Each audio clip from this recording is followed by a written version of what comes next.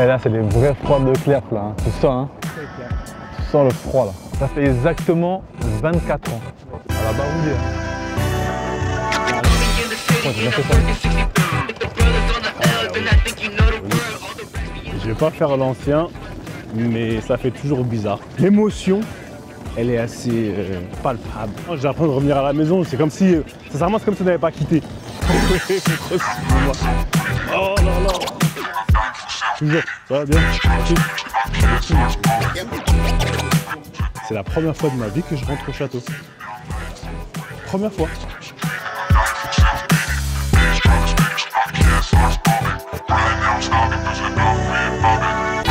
Salut à tous et bienvenue dans un nouvel épisode, spécial de Ballon, Main, Corps, BMC, la réunion de famille hebdomadaire.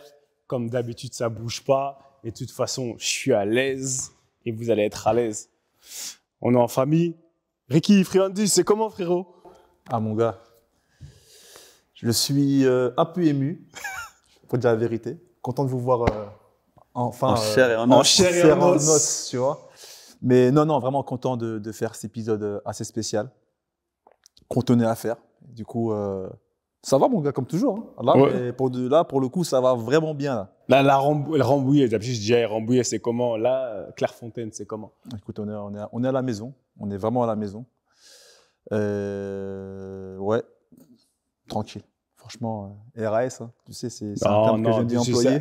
Non, toi, c'est BAS, beaucoup à signaler. Il s'est passé quoi ces derniers temps?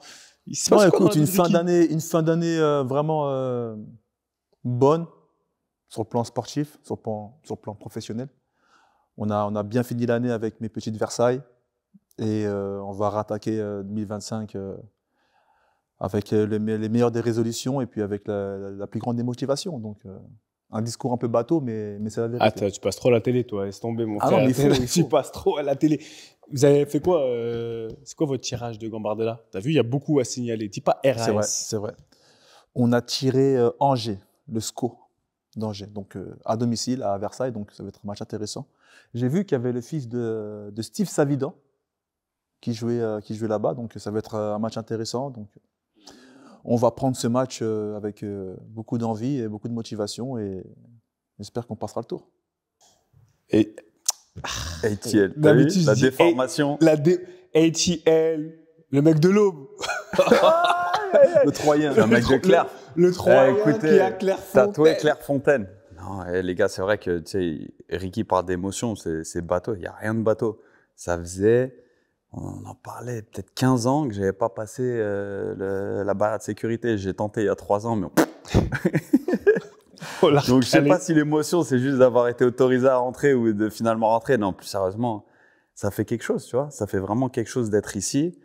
C'est comme si ce chemin qu'on avait pris pour acquis avec nos gros sacs Adidas, arriver au bâtiment et tout, ben là, c'est comme si tu avais énormément de choses qui revenaient tout d'un coup. Et vous voir, parce qu'on se voit tout le temps, mais on ne se voit pas physiquement. Être là physiquement. Notre invité, on y reviendra, c'est plus qu'un frère. J'ai fait la route ensemble, parti le prendre en bas de chez lui, comme on faisait il y a 25 ans maintenant. Sincèrement, c'est un mélange de gratitude, d'émotion, de frisson, de toutes ces choses qui font que, en plus, faut animer un BMC pour rentrer au château. Non, les gars, vraiment le plaisir, il est là. Et en plus, bon, voilà, le retour en France, moi, ça faisait 2 ans. On remplit le réservoir affectif avec les familles, avec les amis. De passage sur Paris, sur Clairefontaine, tu réalises qu'il y a trop de monde à voir. Ouais, franchement, tu sais quoi, à un moment où tu te dis, là, vraiment, je suis heureux d'être dans mes baskets, heureux d'être ici. Let's go, les gars. Ça va comment la tête? La tête, ça va. Franchement, sincèrement, en fait, je me rassure en me disant que j'ai toutes mes facultés intellectuelles.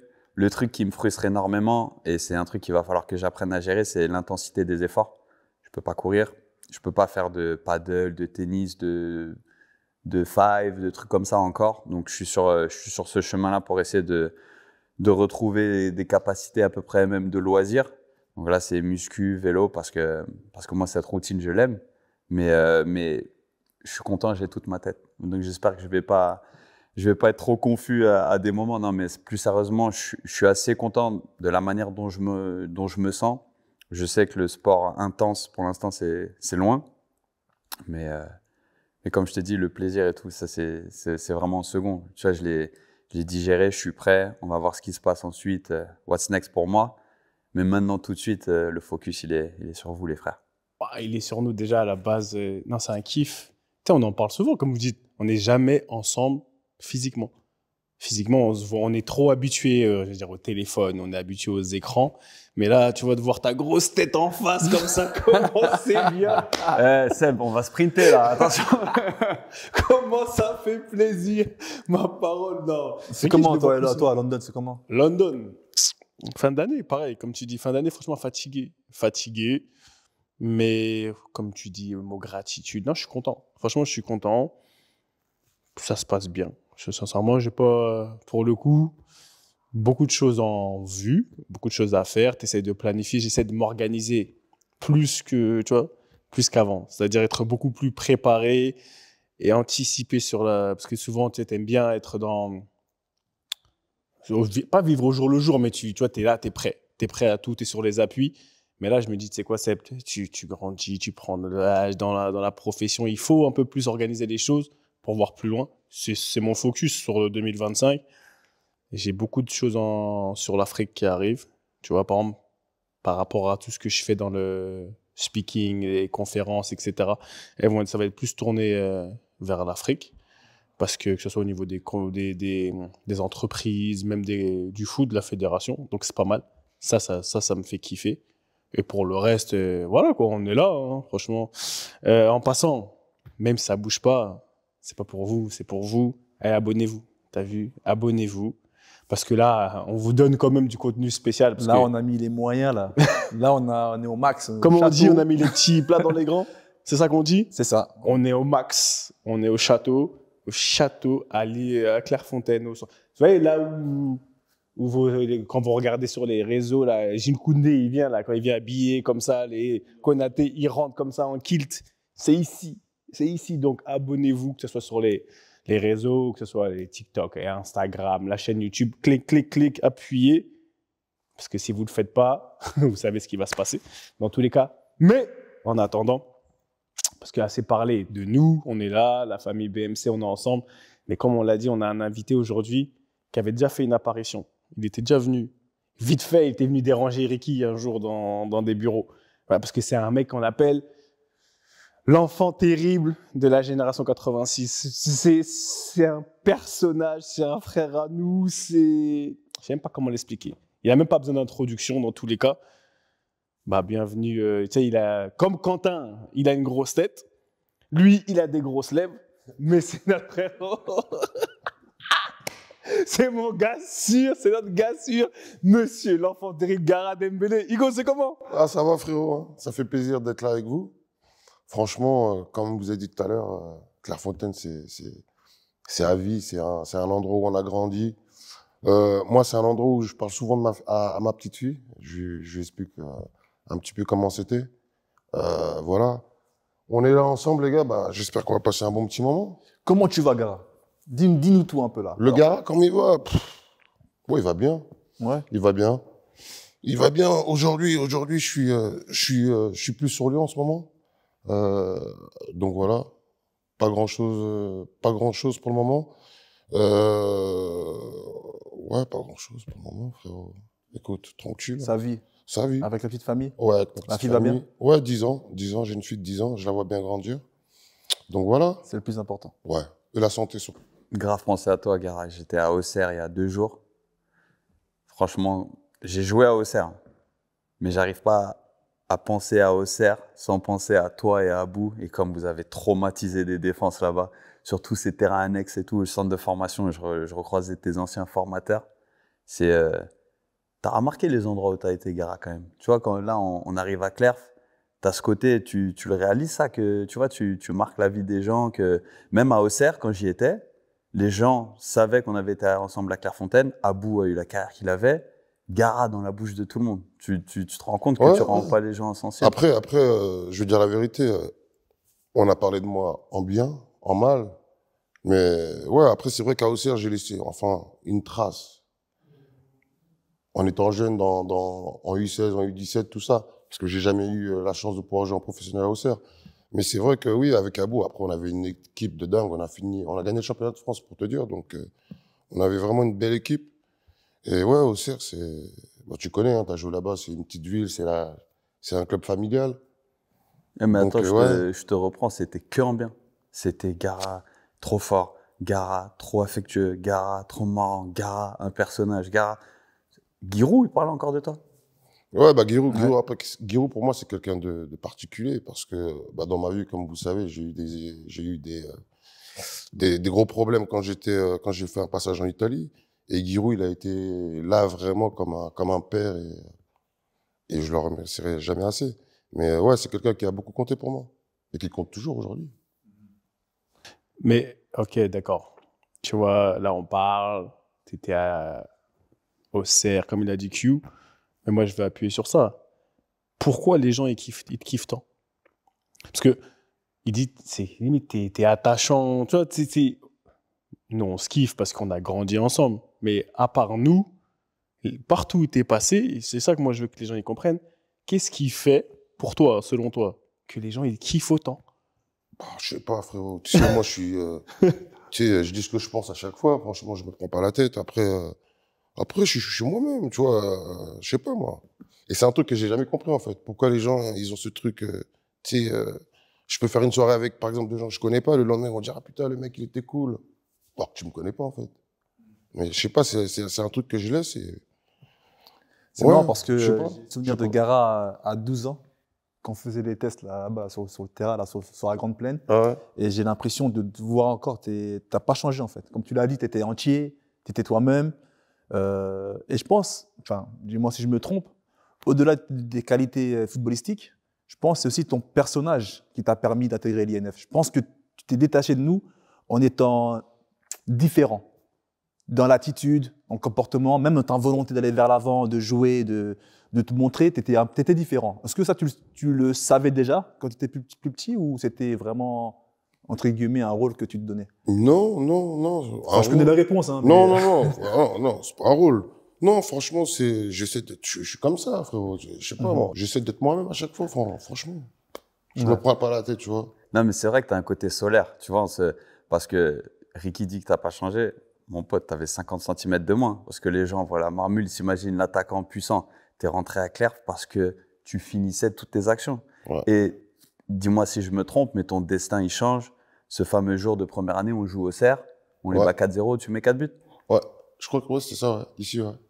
Et tu signes juste après. Tu Ouais, peux nous raconter un petit peu comment C'est ça le s'est premier passé? à avoir signé, non? Bah ouais, moi, j'étais le Ça a premier. été ouais. le premier avec Kelmi à Le avoir signé. premier Ouais, à avoir Avec signé. Kelmi aussi, en première année. Ah, parce Ouais. que pour remettre dans le contexte, tu arrives à Clairefontaine. À l'époque, personne n'avait signé dans des clubs. Tu en avais 3-4 qui jouaient au PSG, donc qui étaient plutôt affiliés à un club pro déjà. Mais ensuite, c'était tous les matchs amicaux, il y avait des recruteurs.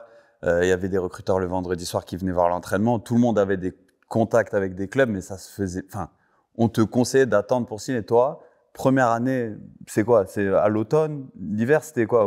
Ouais, c'était automne. C'était assez rapidement dans l'année. Ouais, c'était assez rapide. Moi, j'ai signé direct parce que je dis la vérité. C'est Bréard. Parce que, ouais, déjà, c'était Le recruteur le Monsieur recruteur Bréard. Ouais. Bréard. Moi, je suis attaquant. Donc, il y avait Djibril Cissé là-bas. J'étais fan de lui. Donc, puis après, je vais dire la vérité, j'ai reçu un chèque pour quand j'ai signé et ça a aidé mes parents. Donc, voilà. C'est un club qui était à côté de plutôt de chez moi. Donc, je me suis pas posé de questions. Ça aurait pu être, sincèrement, ça aurait pu être Nantes, un autre club. Mais ça a été Auxerre. Voilà. Ouais, ça a été la première offre Ça a été la concrète pro- et tu t'es dit, Ouais. voilà, on va pas reculer. Ouais. Et tout de suite, tu vois, on en parle souvent sur le podcast. C'est important ce que tu dis. C'est que tu pouvais aider ta famille tout de suite. Donc, à 13 ans, tu endosses indirectement ce rôle de chef de famille dont on parle tout le temps. Est-ce que ça t'a mis la pression? Pas la pression, mais après, quand tu vois, on est famille nombreuse, donc moi j'avais le foot, j'avais ce truc pour me débrouiller avec un ballon. Mon frère, il a commencé, mais il était dégueu après. Il mettait que des pointus. Mais Si t'entendais, il te mettrait une chiquette parce que Ouais. je me rappelle bien de ton frère. Lequel de tes frères? ouais, Lequel de tes frères? c'est mon grand frère, ça. Ouais, Merci, il va man. le Bah, si on défoncer. fait sur ce que tu dis, parfait. Il va le barbrer. Ouais, mais moi j'ai eu la chance parce que ça coûte cher, hein, même à l'époque Bon, après, avant de rentrer à Clairefontaine, mais sinon, il fallait payer la licence. Moi, j'ai 4-5 frères et sœurs. Donc, si un voulait faire du sport, il fallait un d'un côté, l'autre du basket, l'autre le foot. Il n'y avait pas assez d'oseille. Donc, ouais, je veux dire que ouais, j'avais quand même ce truc en tête de me dire que c'est ma famille. Je peux pas, faut que je les aide, quoi. Faut que je les aide. Je l'ai fait au maximum que j'ai pu jusqu'à la fin de ma carrière. Ouais. Ça, c'est un truc de Renault, ça. Ah, c'est un truc pour tout le monde, mais c'est vrai que on en parle souvent. Tu vois, cette responsabilité qu'on donne naturellement, juste le fait de partir tôt, ensuite d'être voilà, un petit peu en lumière. Et il n'y avait pas les réseaux sociaux et tout à l'époque, mais tu avais ces espèces de légendes urbaines sur tous les gars qui étaient à Clerf. Tes parents étaient super fiers de dire qu'il y avait un enfant qui était à Clerf, dans le foot de surcroît, en région parisienne, tout ça. C'est vrai que ça met une espèce de... C'est même pas tant, tu vois, il y a le côté financier, mais il y a le côté statut dans la famille. Peu importe ton statut, Seb, il en parle souvent, Seb qui est un petit ref, à un moment donné, le truc, c'était aussi avec les frères. C'était, tu vois, Bah, ça devient compliqué pour moi. À un moment donné, tu te dis, enfin, sans le savoir à l'âge là, quand on a 12-13 ans, t'as une famille nombreuse. Pour Ricky, c'est un peu différent, je pense, parce que... C'est totalement différent. Totalement différent, parce que lui, c'est une famille de footballeurs et il y a des grands... Tu vois. Mais pour nous, à un moment donné, même dans le quartier, tu n'existes pas. Tu as tes grands frères, ils sont déjà là, ils pensent qu'ils jouent au foot et tout. Donc, et là, quand toi, tu deviens le footballeur, là, on te remarque. Et là, tout d'un coup, tu rentres à Clairefontaine, même si nous, comme on l'a dit plein de fois, ils ne savaient pas ce que c'était Clairefontaine. Mais quand tu commences à savoir, bah ouais, ton statut, il change à tous les niveaux. Que ce soit dans ta famille. Et sans te mentir, je pense que même certains de mes grands frères, à un moment donné, je pense que, je sais pas, tu vois la rivalité entre frères et sœurs, des fois, pour rien, sans même être footballeur, elle est là, t'as envie. Et je pense que ça a pu augmenter cette petite rivalité, tu vois, où l'autre, il a envie de se sentir exister aussi. Bah, maintenant, mon petit frère, c'est toujours lui la star. Peut-être pour mon grand frère, pour celui qui était juste au-dessus de moi, je pense que ça lui a... Inconsciemment, ça a joué, tu vois. Donc ouais. Mais toi, Gara, aujourd'hui, maintenant, on est là. Moi, je veux juste qu'on revienne. Et ça, c'était à Clairefontaine, ça a commencé à Claire. Comme il l'a dit, Q, tu as signé à Auxerre très vite. Mais non, quand même, ici, on en a fait des dingueries. Mais t'en as fait des dingueries quand même. T'es connu à Claire. Non, mais c'est là où ça a commencé. Parce qu'à Puteaux, moi, je savais pas ce que tu faisais à Puteaux. Parce qu'on se connaissait pas. On s'est rencontrés ici. On a fait des tests. Après, je me rappelle... Le jour où Atem il nous a dit qu'il habitait à Los Angeles quand il était dans la chambre, etc. Et à partir de là, c'est parti. Tu as passé 3 ans ici. Tu retiens quoi d'ici? Et raconte-nous. Après, non, tu en as fait des dingueries quand même ici, Claire, quand même. C'est là où on a vu que les gens ils t'aimaient parce que même Monsieur Dussault, toi, tu avais un truc avec les anciens. Monsieur Dussault, quand même, il te kiffait de fou. Giroud, il te kiffait de fou. Mais Monsieur Dussault, quand même. Ouais, mais ouais. Ouais, ici, il y a trop de dingueries, en fait.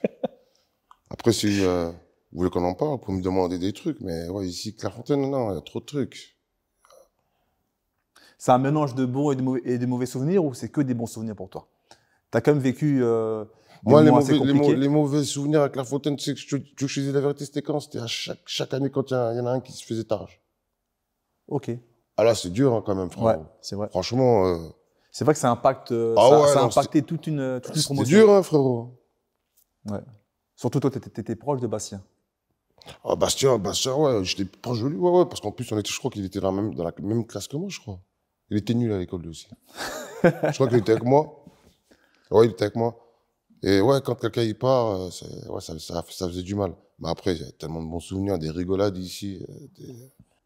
On en parlait tout à l'heure. On est passé en bas de Clairefontaine, pour ceux qui savent, quand tu viens, tu longes, ensuite tu remontes la forêt. Et un samedi après-midi, on peut en parler, il y a prescription. Et en plus, maintenant, il n'y a plus d'équipe. Donc, les petits sont plus là le week-end. Donc, ça ne va pas se reproduire. Ils ne reproduisaient pas. Mais on avait un samedi après-midi de libre. On jouait le dimanche le lendemain. Et on voulait aller faire un tour à Rambouillet et juste voir de la population, tu vois. Et on fait du stop. C'est Gara, Atem et moi. Et en fait, on se met tous les trois, on fait du stop. Personne s'arrête. Personne s'arrête. Personne s'arrête. Après, un moment, on dit, les gars, allez derrière l'arbre. Atem et Gara vont se cacher derrière un arbre. Littéralement, je tends le pouce. La première voiture s'arrête. C'était une petite dame avec son bébé dans le siège auto et tout. Elle s'arrête. Et pouvez nous emmener à Rambouillet, s'il vous plaît? C'est juste au bout de la forêt. Ouais, vas-y, venez, les gars. Et elle voit thème et Gara comme ça. T'as Gara qui était littéralement au-dessus du bébé qui jouait avec le bébé et tout. Bah, Gara, tu vois, tu sais. La dame, elle se dit, ah, c'est beaucoup de jeunes. Un jeune, c'est quelque chose.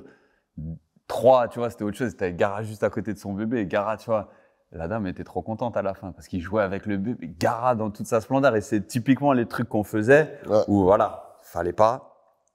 On n'en parle pas avec fierté, mais on parle. On passe devant, tu sais, ce truc d'arbre, c'est des souvenirs.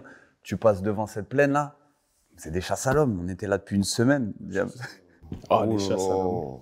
Opération Panthère Noire dans la forêt. Non, mais il y a eu des trucs, parce que franchement, ici, je me rappelle, même quand on rentrait le dimanche soir, en fait, c'était tout un process, et tu répètes, mais on était tellement contents, et aujourd'hui, on est encore là. Mais footballistiquement, aujourd'hui, moi, je veux savoir, parce que toi, je veux savoir, je veux que les gens, ils sachent, parce que j'ai regardé les carrières des gens, mais comment Gara, le buteur né, tu vois, comment il est né, comment ça s'est développé ici, qu'est-ce que tu as appris ici que tu as amené dans toute ta vie après, dans ta carrière?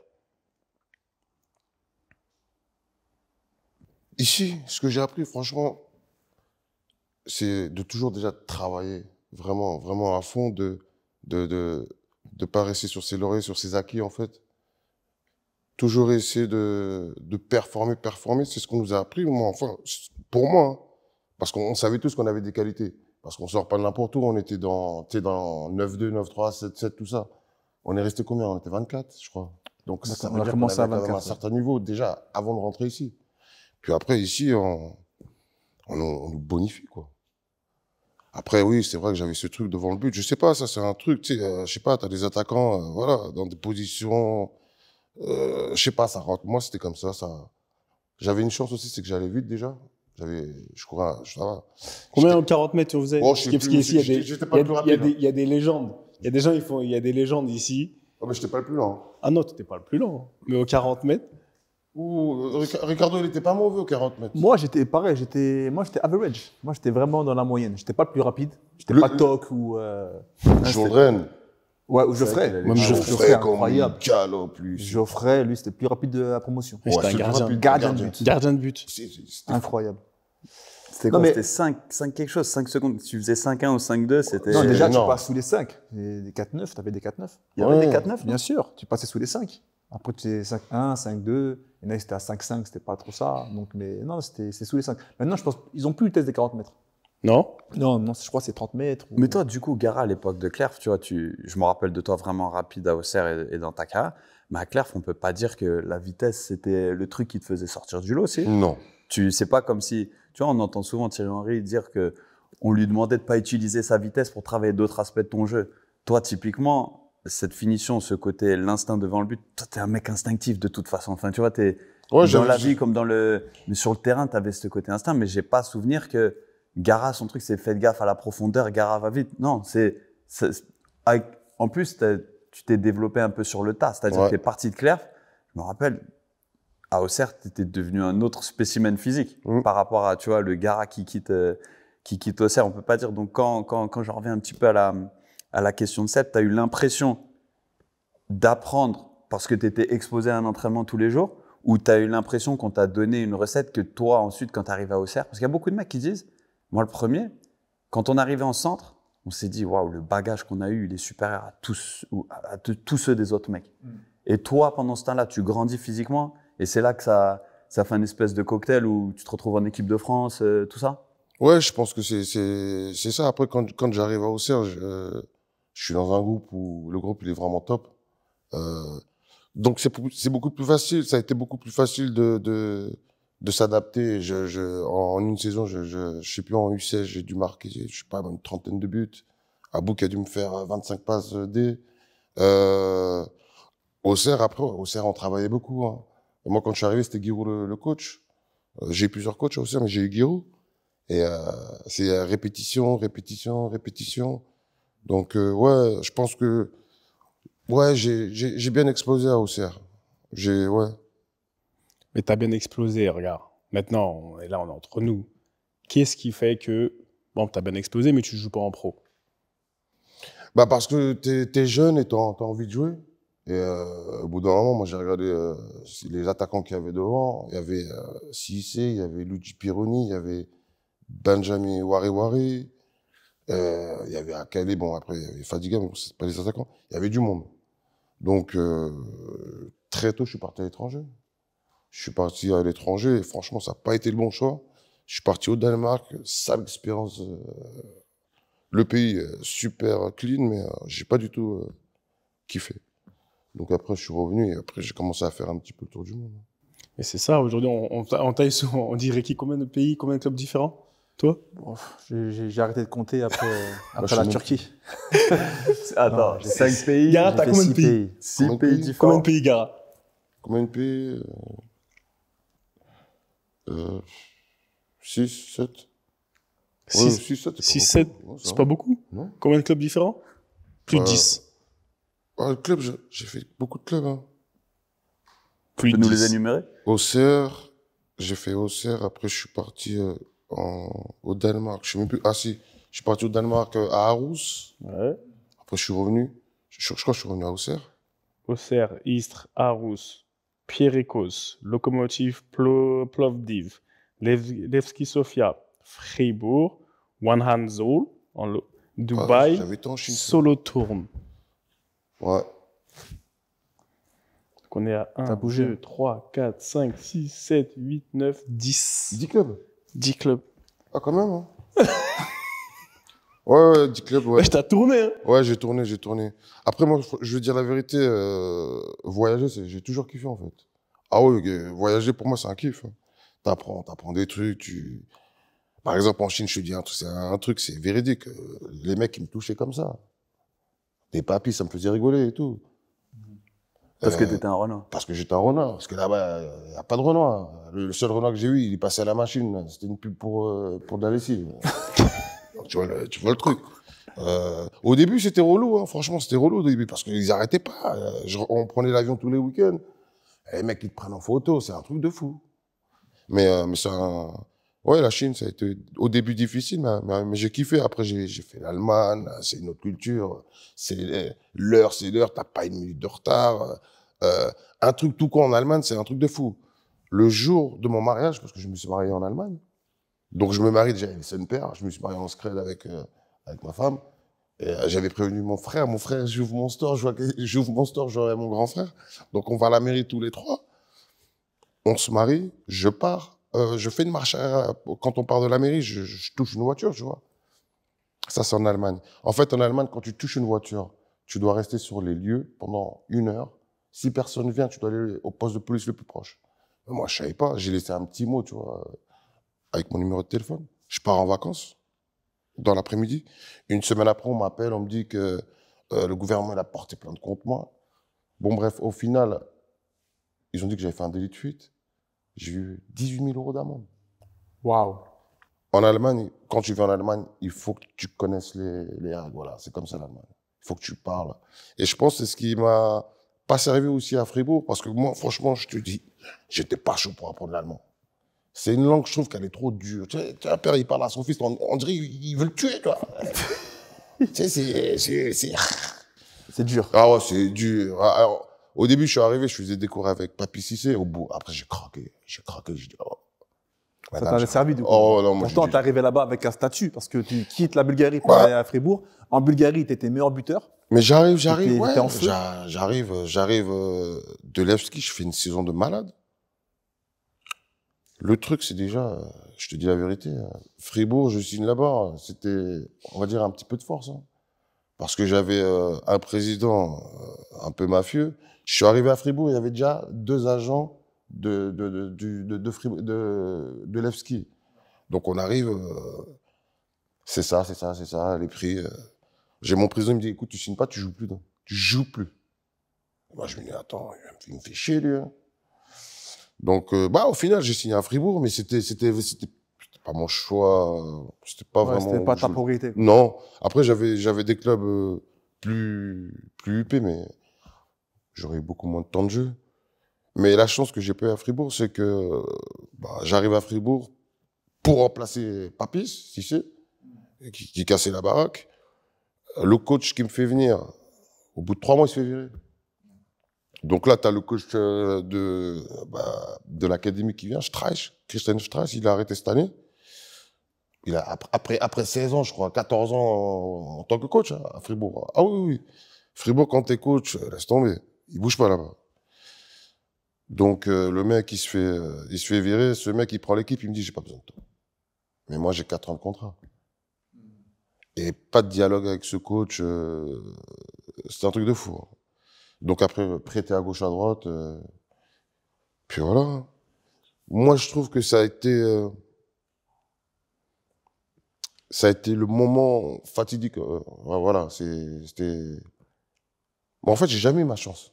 C'est ça le truc. Dans un club? Non, à Fribourg. Tu n'as jamais été... Ah, tu parles à Fribourg seulement. À Fribourg. Parce pour que toi, c'était vraiment le carrefour de ta carrière? Bien sûr, parce que tu aurais pu avoir une carrière différente? Parce que je revenais de loin, parce que je revenais de très très loin.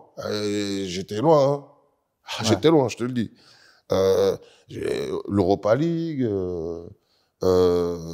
sélection avec mon équipe nationale de Mali. Ouais, un bon je revenais de loin. Donc, ouais, ça m'a coupé les pattes là-bas. Et avec le recul, parce que si on se parle franc, à Fribourg, tu es prêté à droite à gauche. Pourquoi? Parce que tu as un bon contrat et que tu te dis, je ne vais pas lâcher un centime, plus ou moins. Mais ce que je veux te dire par là, c'est même pas tant si tu peux nous en dire par rapport à ça, mais c'est surtout avec le recul maintenant, quand tu te dis c'était un carrefour, qu'est-ce que tu aurais fait différemment maintenant? Tu vois, qu'est-ce que tu aurais fait différemment comme choix? Franchement, frérot, je sais pas quoi te répondre. C'est que j'ai pris tellement un bon coup de pression de mon président que j'ai... Du président bulgare? Ouais. Ouais, non, mais il était clair, le mec. Et... J'ai pas peur, hein. Mais je sentais qu'il y avait... Je sentais que ça allait devenir malsain après. Je chantais la patate. Donc, pour éviter ça, ouais, après j'ai signé. J'aurais pu jouer à Fribourg, mais on m'a pas donné l'opportunité, malheureusement. Puis après, voilà, quand tu joues pas et tu finis avec 30 buts, on te donne pas ta chance, tu t'attends le week-end, tu t'entraînes comme un porc. T'avais quel âge à cette époque? Quand Dans quelle année? Je suis arrivé en 2012, là-bas, je crois. 2012-2011. Ok, 26. Ouais. Ouais, en plus, t'étais au top de ta forme, quoi. Ouais, j'étais bien. Et puis surtout, t'avais vraiment mis ta carrière sur des rails qui étaient vraiment super prometteurs, c'est-à-dire international malien, Bundesliga, en venant de Bulgarie, comme tu l'as dit, en mettant derrière toi quand même au CER pas mal d'événements qui n'étaient pas forcément en ta faveur. Là, moi, je me rappelle, taper Gara Dembélé sur YouTube pour voir tes buts en Bulgarie. Sincèrement, hein. T'avais quoi, numéro 37, un truc comme ça? Ouais. Pourquoi 37? Parce qu'en fait, Olewski, quand tu arrives, il y avait un joueur, il s'appelait Georgi Ivanov. C'était mon directeur sportif. Ouais. Et c'était une légende au club. C'est lui qui portait le numéro 9, en fait. Ah, ok. Et, entre parenthèses, le 9 a été retiré. Lui m'a autorisé à le prendre. Voilà. Ah, le 9? Ouais. Mais avant, t'avais 37. Hein, ouais, j'avais le 37, mais le numéro 9 était... Ouais, tellement tu te cartonnais, après t'as dit, vas-y, prends le 9. Ouais. D'accord. Genre, c'était l'ancien, c'était lui, c'était le numéro 9. T'avais été validé par la légende. Ouais, voilà. Ah ouais, t'étais validé. Donc après, j'ai pris le 9, ouais. Ok. Mais, et quand, voilà, regarde, bon, tu dis, tu pars, on te met une asthme terrible en gros, Olewski, tu marques. C'est quoi qui... Après, tu vas à Fribourg, mais c'est quand tu dis c'était un carrefour. Tu revenais de loin. C'est-à-dire, tu revenais de loin pour ceux, je pense que tu es connu, mais tu revenais d'où? De loin, c'est quoi de loin? C'est des enfers, frère. Ah ouais, c'est des enfers, moi. J'ai eu tellement de galères, que ça soit personnel dans la vie, que si t'as pas un peu de force en toi, frère, c'est mort. Hein. Moi, je pense qu'il y a des personnes, il n'y a pas un dixième de ce que j'ai pu avoir. Et faire ce que j'ai fait après. Hein. Ouais, qui serait relevé. Oh non, je te dis la vérité. Hein. Ah, moi, j'ai souvenir il faut quand même de ton périple en Italie, là, ton épisode en Italie. Incroyable. Je l'ai vécu en live, moi. Ça, c'était un truc de fou. J'arrive là-bas pour faire la virée de tous les clubs, la Lazio, tous les clubs, tous les grands clubs. Et j'ai cette putain d'histoire qui me tombe dessus. Et puis voilà, incarcéré, jeune, dans un autre pays, je parle pas la langue. Après, j'ai pu communiquer avec l'ambassade. Beaucoup de courriers. Je recevais environ des 500 courriers par jour. C'était incroyable. Moi, je me rappelle, si je me permets, Gara, je suis à la Roma à cette époque. Ouais. 2006, hein? Ouais, avec 2006. Je suis à la Roma, je suis à l'entraînement, je finis l'entraînement, je suis dans le vestiaire. Il y a l'attaché de presse du club qui vient. Tu connais Gara Dembélé? Je quoi? Je sais pas pourquoi je me parle de Gara Dembélé. Il me fait, bah tiens, regarde le Rayuno. Je commence à mettre les infos, je vois Gara incarcéré, accusation de viol et tout, en boîte de nuit. J'ai fait, quoi? Je fais, qu'est-ce qui se passe? Après, je suis parti le voir, tout ça, on s'est vu. Il était en résidence surveillée avec des mafieux. Tu te rappelles quand je allais le voir? J'allais le voir, j'étais comme ça, mon gars. Mais ça, c'est quand je suis sorti. Ouais. Quand je suis sorti de prison, j'étais assigné à résidence. C'était avec des anciens taulards ou des mecs c'était une histoire de réinsertion. Mais j'étais dans un truc religieux là-bas, je me rappelle. Ouais.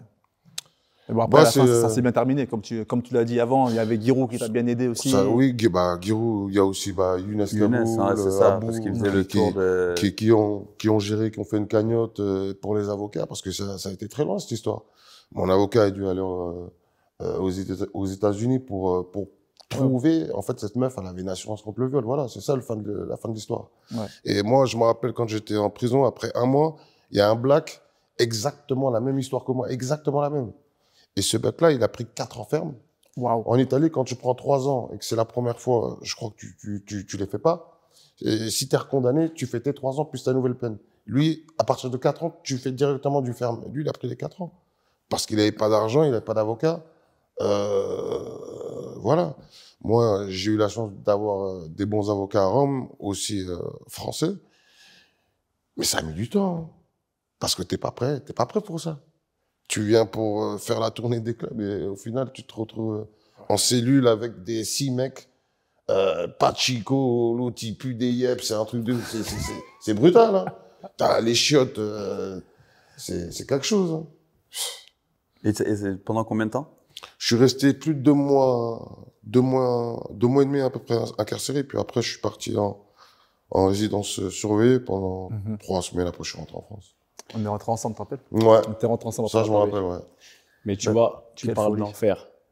Ça fait partie des enfers. Tu vois, ça fait partie des ce que tu appelles les enfers. Tu reviens. Mais maintenant, comment ça? Moi, je suis dans la tête, dans le mental.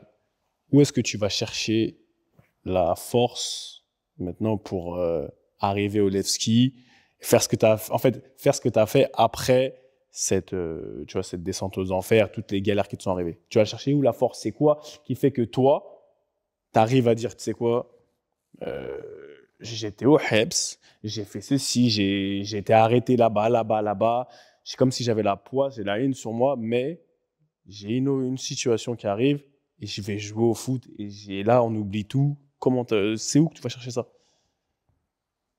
Bah après, franchement, je dis la vérité, frérot, c'est qu'en fait, t'as pas le choix. Parce que c'est le seul truc que je sais vraiment faire, tu vois. Le foot. Le foot m'a tout donné à moi. Et il m'a pris aussi. Hein. Parce que l'Italie, ça fait partie, c'était pendant ma carrière. J'allais pour chercher un contrat et ça m'a donné l'opportunité aussi de voyager le football. Ça m'a appris, j'ai appris plein de langues avec le football. J'étais dégueulasse à l'école. Et là, je peux parler anglais, je peux parler portugais. J'étais nul, frère. Il était avec Madame Dussault, maintenant il parle 6 langues. Ah ouais. Il était un petit. Ils ont ouvert un sapin, ils ont dit, il y a du miel. Il y a du miel, c'est pas 6 langues. C'est pas, mon gars. Bah après, moi, je suis... On a des quadrilangues. Parce qu'en fait, j'ai jamais voulu travailler à l'école, mais je pense que j'aurais pas... Je dis pas que j'aurais pas faire des grandes études, mais j'étais pas con, en fait. C'est simplement que ça m'intéressait pas, en fait, les études, c'est tout. Tu me demandes d'apprendre un bouquin par cœur, s'il y a un examen, je vais te l'apprendre par cœur. Hein. Mais ça non. Veut rien dire. Ouais, ça t'intéresse pas. Non, franchement, je non. pense, Gara, mais c'est important, mais ça reste quand même important. On savait que tu n'avais pas des bons résultats à l'école, mais je pense qu'il n'y en a pas un d'entre nous qui s'est déjà dit Gara, c'est un mongol. Enfin, tu vois ce que je veux dire, c'est streetwise, street smart. Ouais, non, parce que après, de toute façon, c'est simple, je rends des copies blanches. Alors, il n'y avait pas à chercher. Hein. Il n'y avait pas grand-chose sur les trucs. Donc, non, mais après, sinon, tenir une conversation avec quelqu'un, oui, la déconnade, oui, mais... Ouais. Mais pour revenir à la question de Seb, alors comment tu as trouvé ces ressources pour pour rebondir dans le Parce dans que le je suis un football? battant, parce que je suis un battant, parce que j'ai eu plein de galères. À chaque fois, j'essaie de me relever, même si c'est dur, hein, parce que la prison, ça a été dur. Mais vraiment dur, hein, parce que quand je suis sorti, il faut pas croire. Hein, j'arrive, moi, j'habite à Puteaux, je vais à la Défense et tout. Ah, les mecs, ils me reconnaissent. Hein. Je suis passé sur carton rouge, je suis passé en Italie de partout. Et ça a été difficile, mais je me dis toujours, il y a pire. Je vois les gens, comment ils sont. Je me dis que j'ai de la chance, que je suis un privilégié malgré tout. Donc voilà, aller de l'avant. De toute façon, on n'a pas le choix. Hein. Je vais pas me... Ce qui s'est passé, c'est passé. Voilà, il faut avancer. Et concrètement, comment tu as pu rebondir? Après, j'ai vu, tu es parti à Istres. Je suis parti à Istres. Quand je suis sorti, j'ai eu une semaine. Je suis rentré à Paris. J'ai eu une semaine. Je pars à Istres faire un essai. J'avais pas foulé un terrain de foot depuis presque 3 mois. Je fais un essai pendant une semaine. Et au final, je fais les 6 mois. Je marque quelques buts. Et de là, je pars au Danemark, je crois à Aarhus, ouais.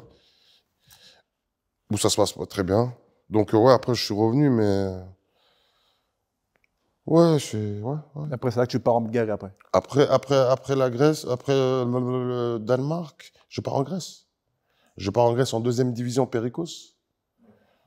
C'est un club, c'est même pas deuxième, c'est même pas seconde zone, c'est en 2e division. Ouais, c'était presque amateur. Ouais. Tu prenais ton billet, tu prenais tes 6 balles en cash, mais c'est tout. Et encore, ces enfoirés quand ils te payaient. Quand ils voulaient. Ouais. Ah ouais, c'était avant la Grèce. Entre la Grèce et la Bulgarie, t'as fait le folklore européen. Ah ouais. Non, mais la Grèce, c'était quelque chose aussi. Les arrêts de salaire, non, c'était quelque chose. Après ça, ouais, j'ai eu la chance d'avoir un président, un autre en Bulgarie, où j'ai été à Plovdiv, qui m'a payé tous mes arrêts de salaire. Donc, je suis parti directement dans son club et ça s'est bien passé.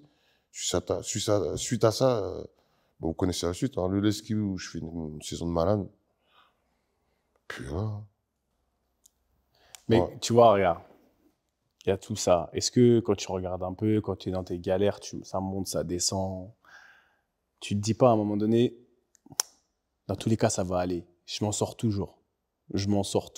Et est-ce que ça n'a pas inconsciemment, aujourd'hui, on parle, on est là, on a un certain âge, on joue plus au foot, on peut parler de nos carrières tranquillement, on peut avoir une introspection et regarder en arrière. Tu te dis pas, vas-y, tu sais quoi, Gara, des fois tu l'as cherché. Il y a des choses qui t'ont arrivé, tu te dis, ah, Gara, quand même, tu l'as cherché.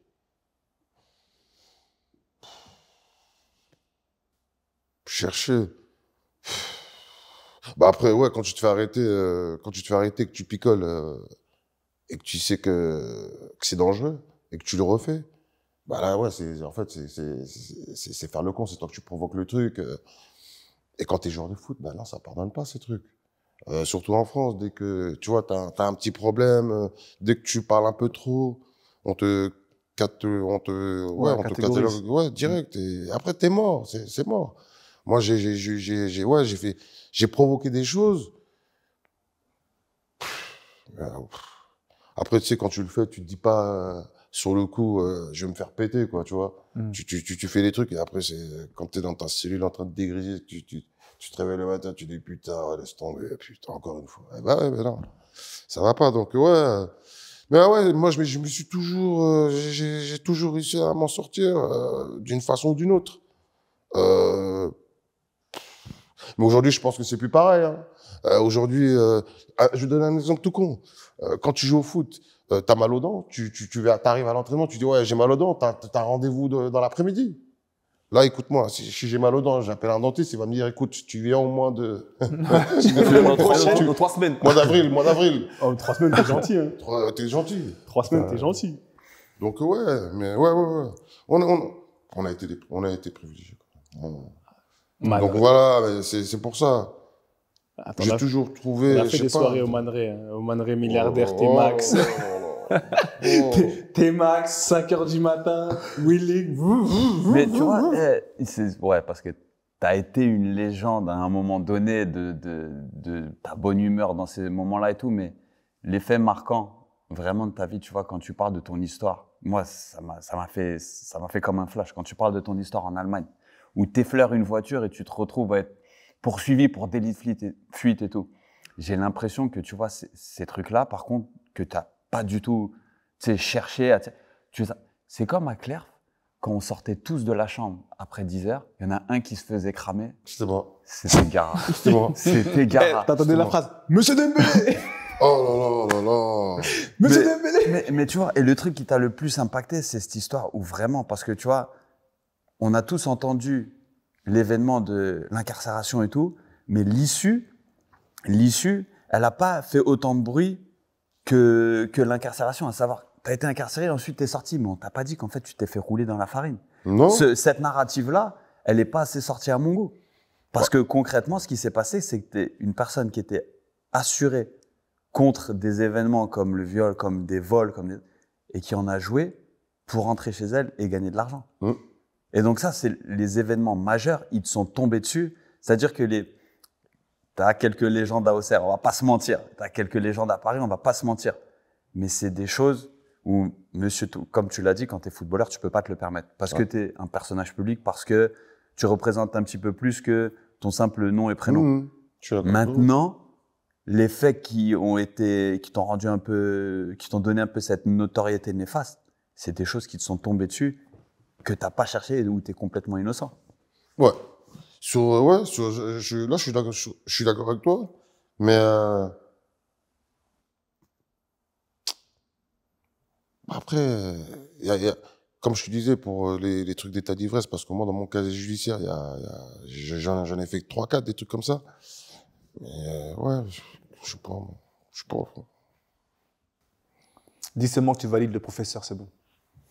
Le professeur, Non, tu valides le professeur. Moi, c'est pas ça. Tu vois, moi, quand je vois tout ça, c'est qu'est-ce qu'on aurait pu faire pour aider. Tu vois, est-ce que on aurait pu t'aider à un moment, tu vois, nous, tes frères, nous, tes coéquipiers proches, tes trucs, où c'est un truc. Non. Est-ce que, il y avait pas moyen de t'arrêter à ce moment-là?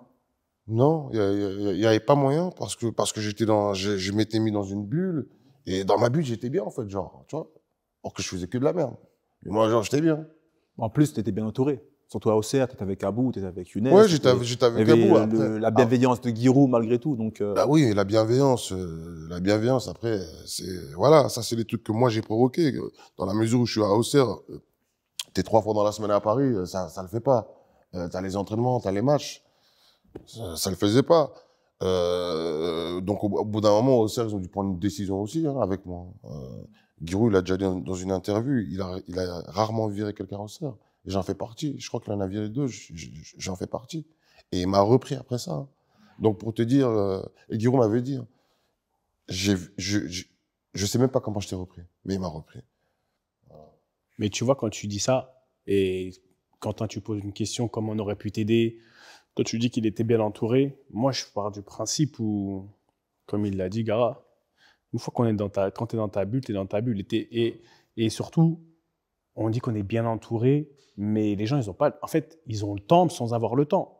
Parce que tu parles des Abou, de Younes, même de Giroud. Oui, non, mais dans le sens, on est là, mais toi aussi, tu as ta carrière à gérer. En fait, toi aussi, tu as tes problèmes, etc. Donc, à un moment donné, et avec la fierté que l'être humain est là, le joueur, quand en plus tu as super confiance en toi, tu joues au foot, faut pas croire, on a confiance en le joueur de foot, il a un niveau de confiance en lui, il est plus mature, on va plus vite, on est exposé à des choses qui sont, on va dire, vraiment en avance, tout simplement. Donc tout ça mélangé fait que quand tu tombes dans une spirale un peu négative, quelle qu'elle soit, que ce soit un état dépressif, que ce soit un état d'alcoolisme, que ce soit un état où un excès, quel qu'il soit, sincèrement, même nous tous, c'est difficile pour que quelqu'un d'autre, que tu autorises quelqu'un d'autre à venir te sortir. Je parle avec Dele Alli, quand tu vois Dele Alli, tout ce qu'il a traversé.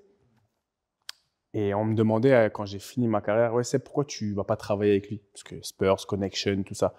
J'ai dit, il est pas prêt. Dans tous les cas, tu peux dire ce que tu veux. Tant que lui, il n'a pas décidé que ça y est, j'ai craqué, il faut que je me fasse aider, il va rejeter tout le monde. Et il me l'a dit, après on a discuté, il m'a dit non. Dans tous les cas, tu pouvais ramener n'importe qui, père, mère, qui tu veux. Enfin, c'était pas mon temps. Mon timing, mon temps, il fallait que que je purge ma peine ou que je fasse tout ça. Donc je me dis, on a tous vécu de près ou de loin ce qui t'est arrivé, tu vois. Même moi, quand il est béton, franchement, on m'a appelé, mon téléphone, il a sonné direct. Je sais même plus où j'étais. C'était quelle année? Oh lolo, 2006. moi, les dates. 2006, j'étais à Metz. Moi aussi, tu vois, j'étais à Metz. On m'a appelé, je suis ton frérot d'un année. J'ai dit ça, je dis, oh. Non, 2006, quand tu étais en Italie? 2006, ouais. Ah bah non, j'étais à Newcastle. 2006. Ou j'allais à Newcastle, bref. Et on m'a appelé C'était à direct. Noël 2006. Et c'est pareil, je dis, mais tu vois, d'un côté, tu veux faire plein de choses, mais on est busy. Mais maintenant, moi, je pose une question parce que par rapport à tout ce qui se passe aujourd'hui, on est dans un monde où, dans le football, on parle beaucoup des parents, etc. Quand tu regardes un peu, est-ce que quand tu regardes ton environnement de base, tu as dit 13 ans, au CERS, ils ont mis un chèque, il fallait aider la famille. Est-ce que, avec le recul, tu dis que tu avais l'entourage pour ne pas partir en vrille? Non. Moi, non. Sincèrement, non. J'avais pas l'entourage pour.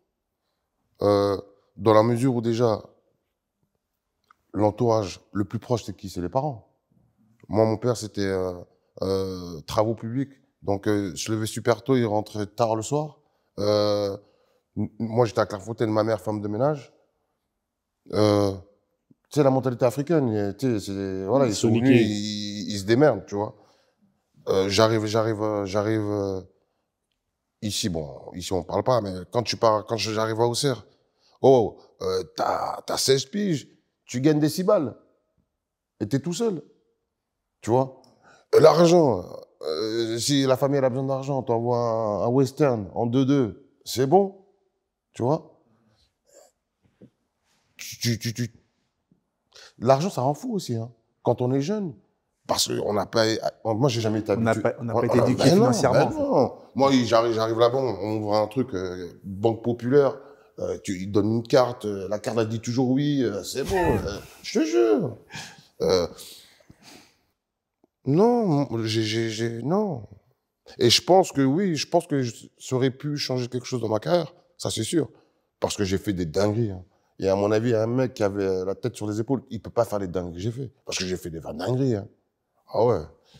Et à Auxerre, j'ai fait des folies. J'allais à l'entraînement en motocross. Je suis tombé dans un lac en voiture.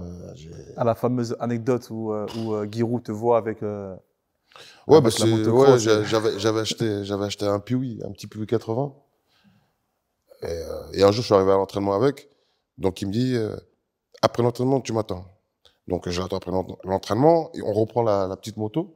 On retourne à la concession. En fait, le mec qui m'a vendu la moto, je crois que c'était un peu moins de 2000 €. Il m'a rendu tout l'argent. Et Giroud, il lui avait mis un savon. Il lui a dit, écoutez, plus jamais vous vendez une moto à un de mes joueurs. Et on est reparti, voilà. Ouais. Mais à Auxerre, ouais, il y a plein d'anecdotes. Hein. Non, mais tu vois, c'est important que.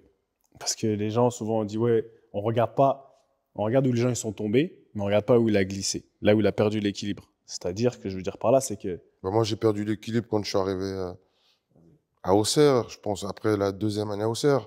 Parce que les 2 premières années, on était au centre. Et là, quand tu prends ton envol, alors je t'explique même pas.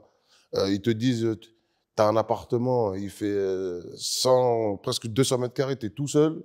Tu sais même pas comment tu vas aménager ce truc. Parce que tu es au centre. Ou sinon, j'étais plutôt chez mes parents. Lit superposé en ferrette. Tu vois les trucs de l'époque, là.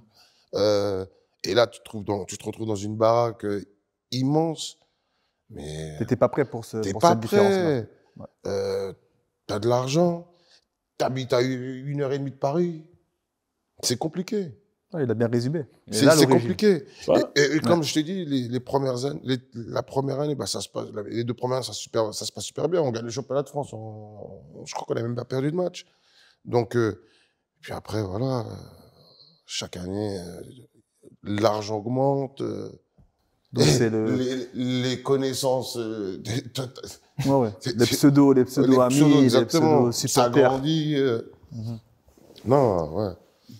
Si t'es pas encadré, t'es mort. Ouais, c'est ça, c'est le manque de cadre. Tu vois, Et c'est pas à 16 ans. C'est pas quand t'arrives à 16 ans, c'est beaucoup plus tôt. Bien avant. Ouais. C'est beaucoup plus tôt. Surtout aujourd'hui.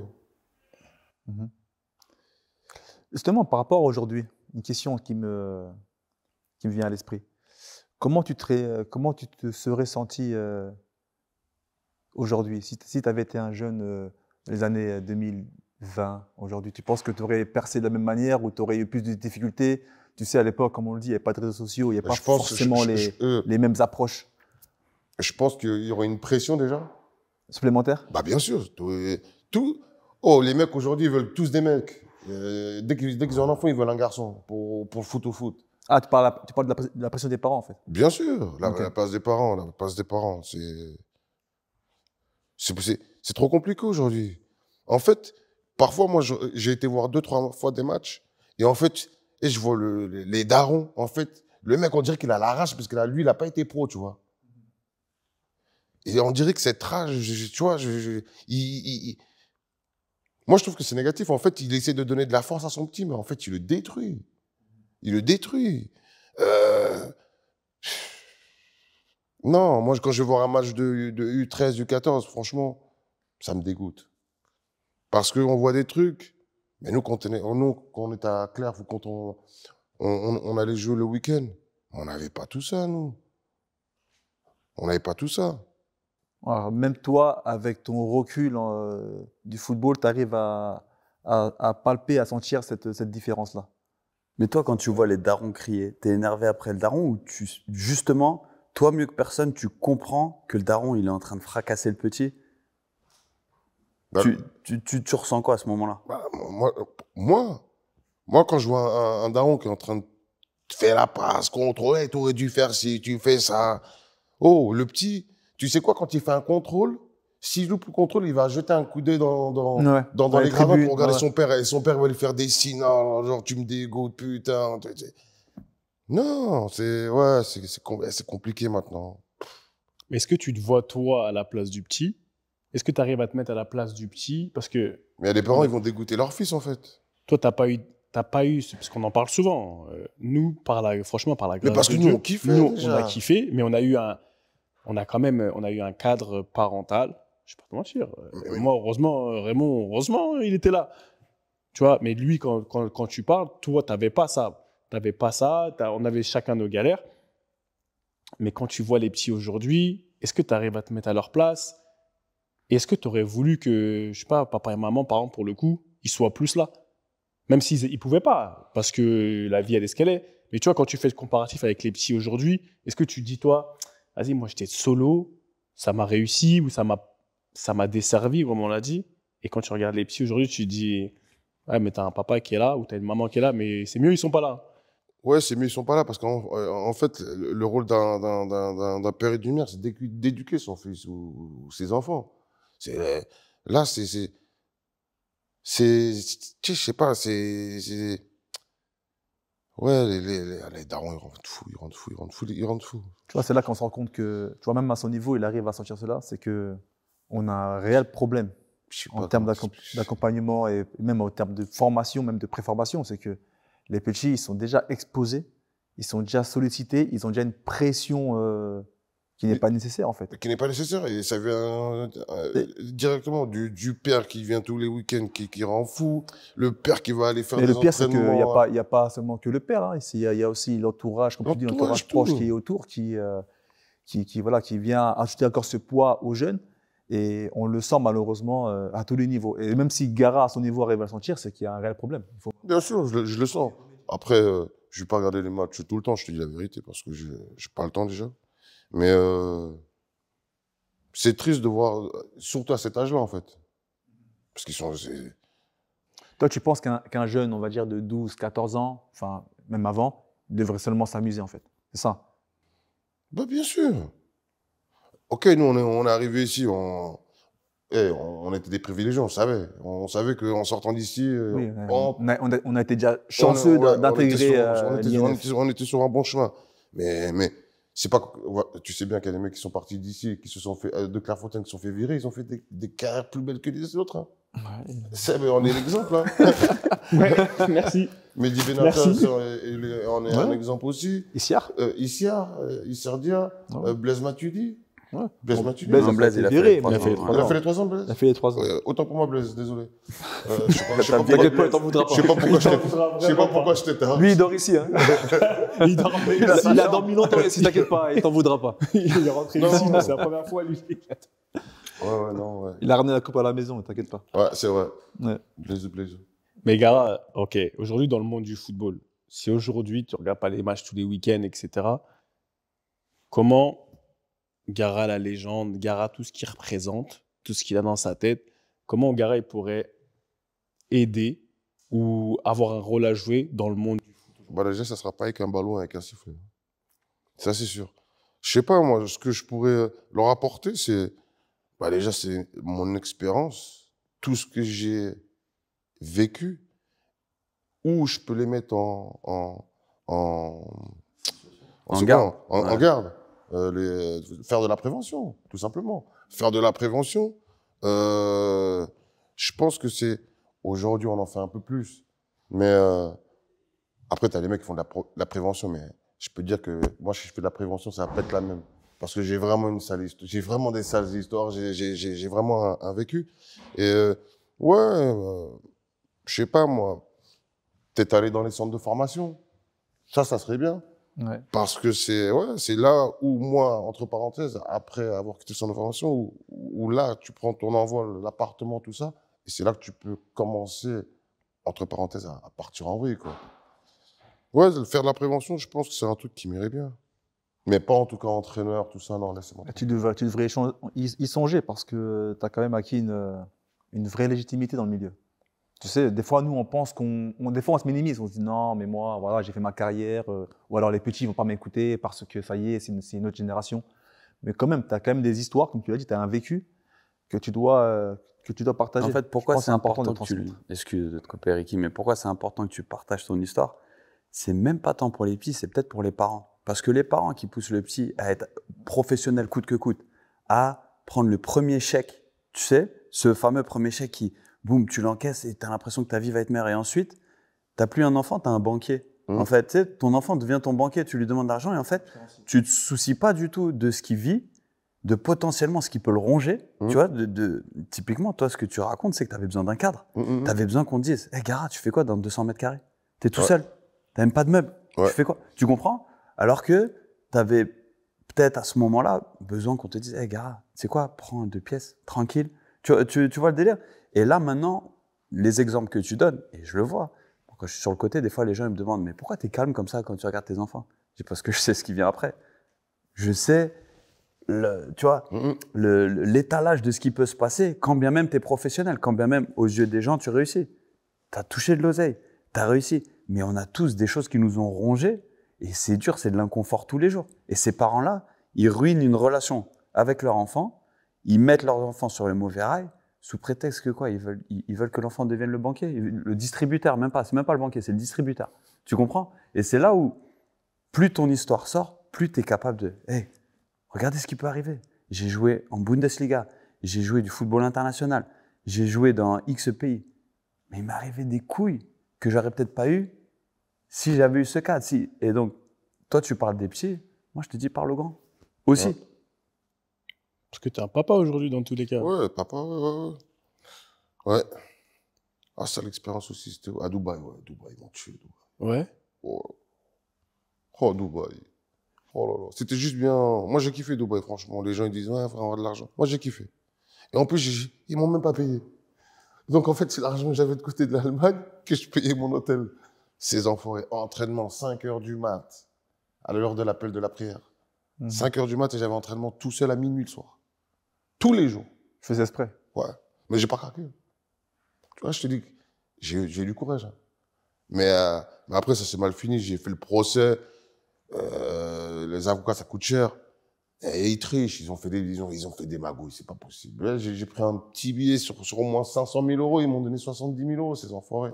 Ah ouais. Donc, tu vois que ça joue pas. Ouais, Or que c'était un truc de fou. J'étais à l'entraînement, je recevais tous les jours des DHL disant que j'étais pas à l'entraînement. Va prouver ça devant la FIFA. Ouais, c'est des magouilles, bon, bref. Dubaï, c'était une sale expérience, mais ouais, j'ai kiffé. J'ai quand même aimé là-bas me balader. Je me baladais, en fait. Ah, Je suis en vacances. t'as mangé la vie. Ouais, j'ai mangé la vie.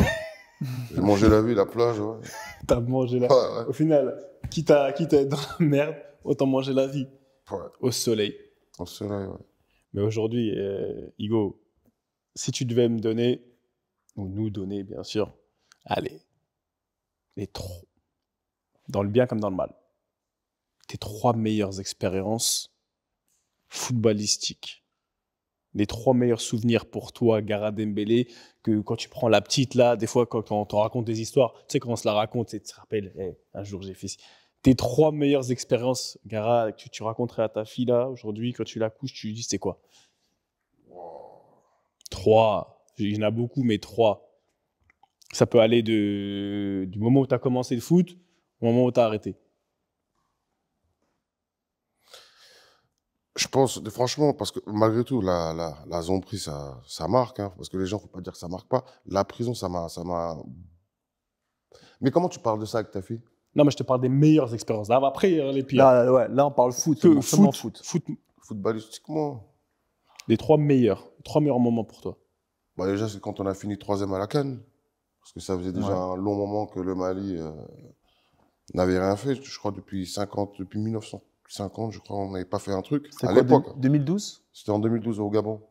Ouais. Fini 3e. 2012, 2013. Puis après, dans le foot. 2013. J'ai des bons souvenirs, mais. Ton titre avec Auxerre? Non, tu me parlais de cette génération invaincue. ce titre avec Auxerre, ouais, en 16 ans avec Abou. Ton passage aussi à Sofia, non? Sofia, ouais. T'es 74 buts là-bas, là? Ouais, Sofia. Non, Sofia, c'était bien aussi, mais. Mais c'était pas. C'est un pays chelou, un peu, tu vois. Ah ouais, les mecs, ils ont le port d'armes et tout. Les mecs, ils rigolent pas. Ils sont costauds. Ils sont tous costauds. Ils sont pas souriants. Tout le monde est calibré. Ah ouais, c'est un truc de fou. Tu vas à la pharmacie, il y a un gun barré, interdit au gun. C'est bon. Ouais, aux États-Unis, c'est pareil. Hein. Et voilà. Et il faut qu'il aille aux States. Ouais, c'est pas. Mais Bon. c'est particulier. Bon, ok, tu vois, les 3 pires moments. Ah là là. Ah, là, il y en a. Là, il y en a. Ouais, mais ça, Les 3 pires moments. ça va être rapide. Hein. Et ça m'a. Là, ils ont pris le décès de mon daron et de ma daronne. Hein. Parce que quand j'ai perdu mon daron, ça m'avait un putain de coup aussi. Hein. T'es en stage, on t'appelle, tac, tac, tac. Tu vas voir ton coach à je sais pas quelle heure du matin, tu prends le premier vol, t'arrives, tu rentres chez toi, tu le vois une journée, tu retournes le lendemain, eh ben ça y est, c'est parti. Ah, tu vois, c'est difficile. Hein. Ouais. La daronne, c'était pareil.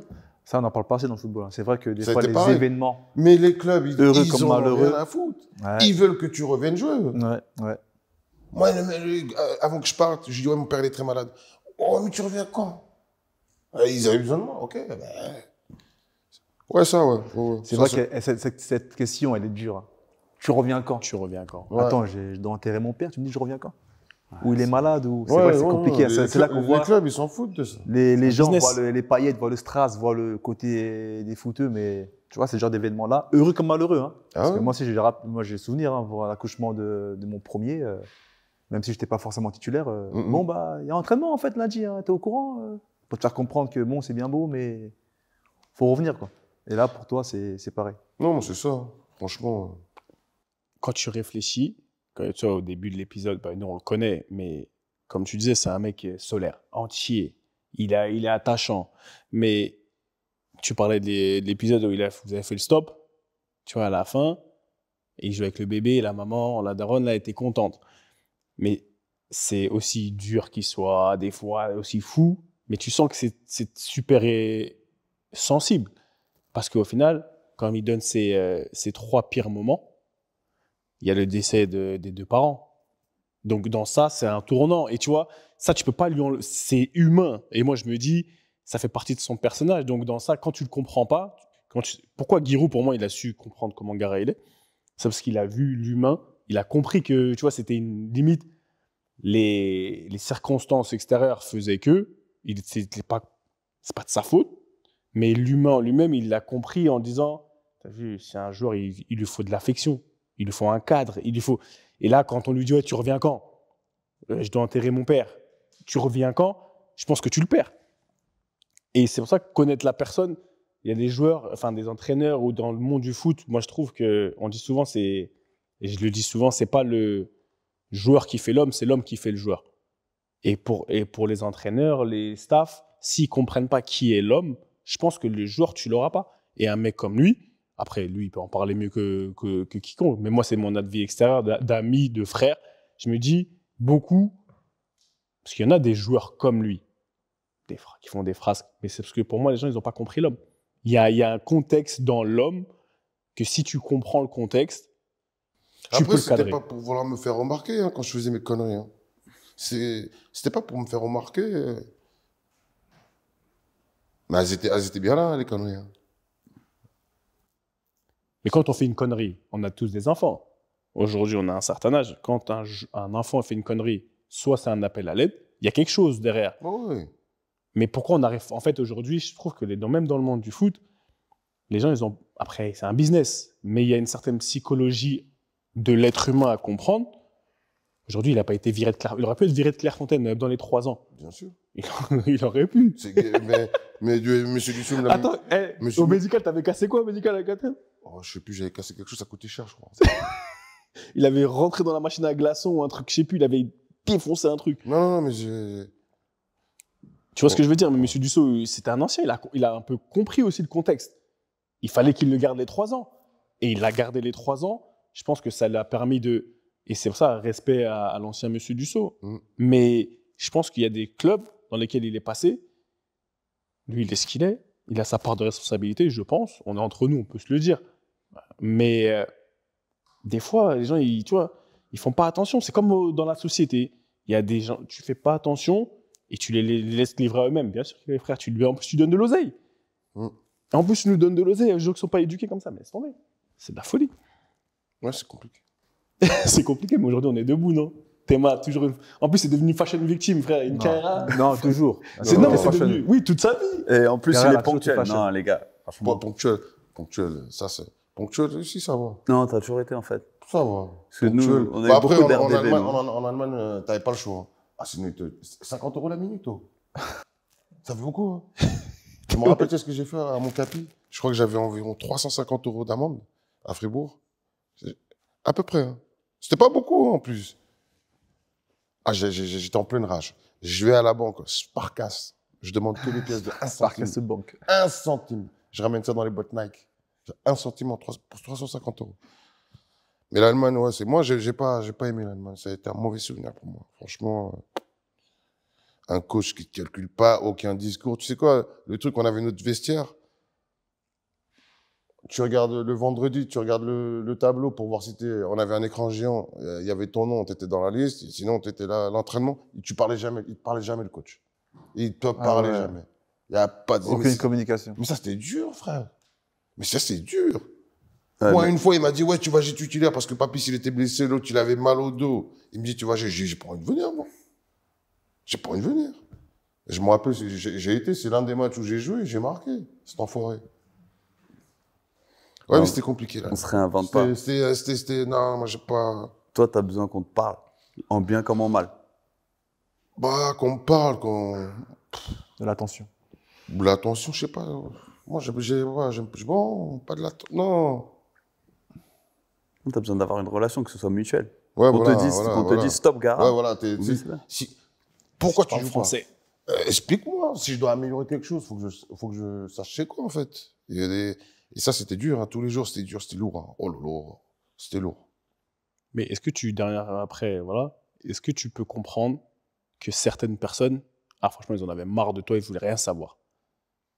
Bien sûr, encore heureux. Encore Non, parce que j'ai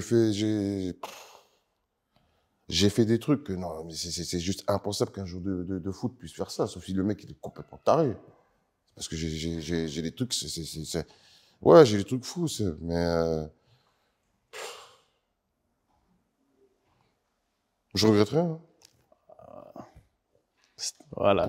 Je regrette rien. Il y a des choses, ça m'est tombé dessus, et il y a des choses, C'est le mec. je me suis cassé les dents, je me suis relevé, et j'ai appris avec ces trucs, et c'est comme ça aussi. Qu'est-ce que tu veux? La vie, elle n'est pas tout rose. Hein. Ça fait partie de ton histoire. C'est ça, ça fait Bien partie. sûr, Au final, frérot. Est-ce Mais que tu penses que tu as eu la... C'est un truc que Ricky, souvent, on me dit ça dans les commentaires. On me dit, attends, Ricky fatigue, lui, et tout. Est-ce que tu penses que tu as eu la carrière que tu mérites? Non. Non, parce que j'ai fait le con. Je pense que, sans prétention, si j'aurais suivi le bon chemin, j'aurais été en équipe de France. Parce que les qualités, je les avais. Équipe de France? Ah oui. C'est parce qu'au château que tu dis ça? Oh, non, mais je regrette rien. Franchement, je regrette rien. En tout cas, c'est franchement bien. Si tu regrettes rien, moi, je suis d'accord avec toi. Bah Faut après, jamais rien non. regretter dans Non, la je vie. regrette rien. J'aurais peut-être fait des choses autrement, mais non. J'ai appris, je me suis cassé les dents. Puis voilà, hein, c'est la vie. Hein. Voilà, au final, elle est belle, non? Bah, la finale, elle est belle, ouais. Bah, on est là, On est tranquille. on a encore le temps de voir venir. Ouais. Bah voilà. Friandise, avec ton beau survêt, tu fais quoi ça dit quoi pour les prochains jours? Écoute, on va rattaquer 2025, encore une fois, je me répète, mais avec les meilleures des résolutions.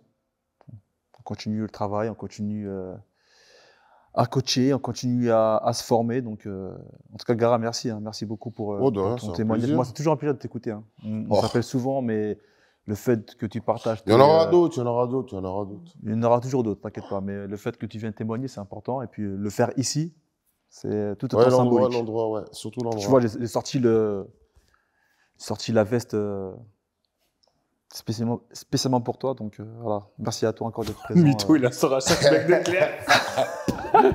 Il aurait très bien pu mettre le survêt de Versailles, il est en entraînement ce soir. En fait, c'est grave mytho, je la sors à chaque semaine. Je la sors tout le temps. La veste de circonstance, normalement, c'est ça. De base, elle était Voilà, bleu c'est la marine, veste de maintenant circonstance. elle est délavée. Non, c'est la Mais veste de tu circonstance. vois, tu vois, quand on est arrivé, je suis reparti avec 6 trucs comme ça, moi. Les vestes que t'as, je suis reparti avec 6 sur moi.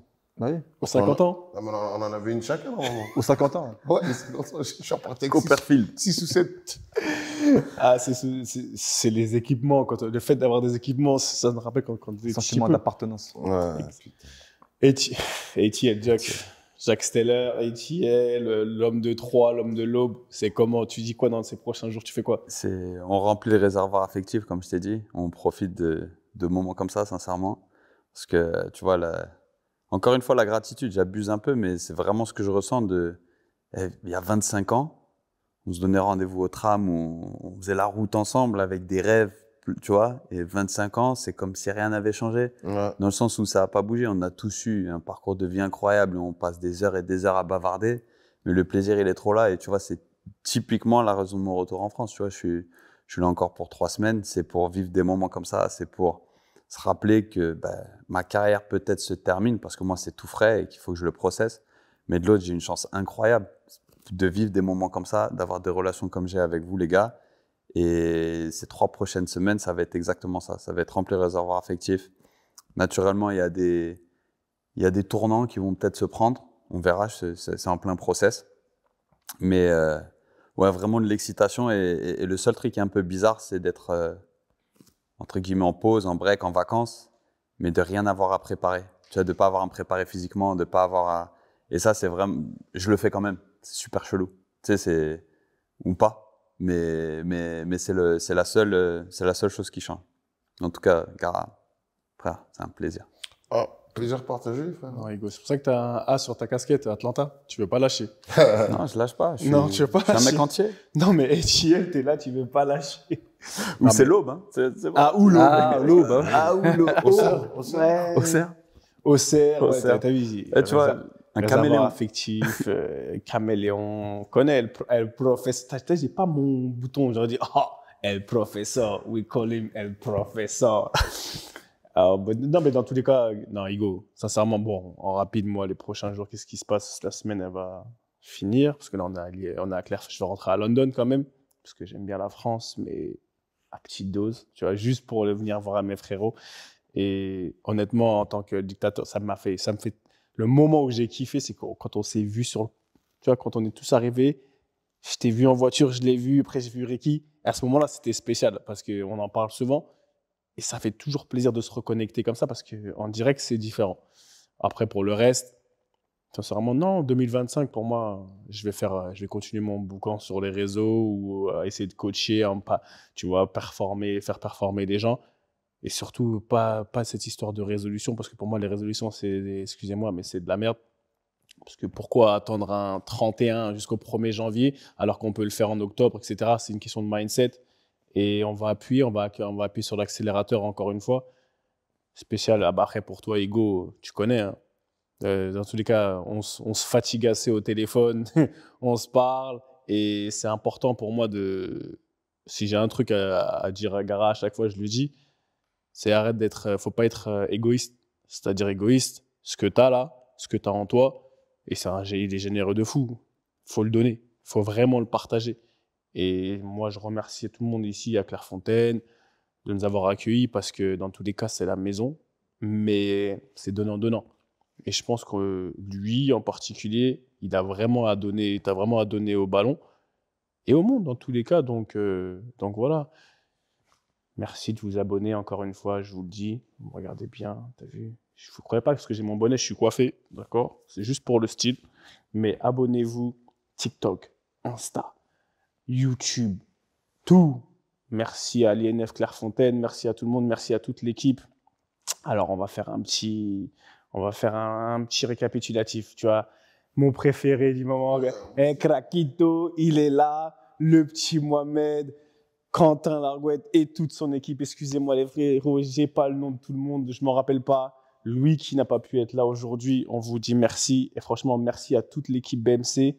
J'espère que vous avez kiffé dans tous les cas, parce que cet endroit, il est magnifique. C'est extraordinaire.